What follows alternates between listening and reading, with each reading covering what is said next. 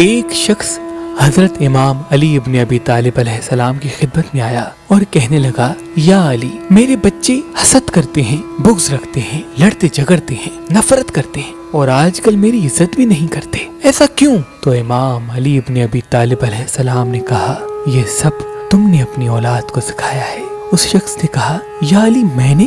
امام علی نے کہا، اے شخص، یاد رکھنا، جب کوئی انسان زمین پہ آتا ہے تو 5 سال تک اس کا مزاج، طبیعت وجود میں آتی ہے۔ اپنے 5 سال سے چھوٹے بچے کے سامنے اگر تم کسی دوسرے بچے سے پیار کرو گے، بھلے وہ کچھ کہے نہ، لیکن وہ حسد سیکھے گا کہ مجھے وہ پیار نہیں ملتا جو دوسروں کو ملتا ہے۔ اگر تم اپنے 5 سال سے چھوٹے بچے کے سامنے لڑو گے یا غصے سے ہاتھ لگاؤ گے تو وہ نفرت سیکھے گا اور تم سے بھی بڑے ہو کے نفرت کرے گا۔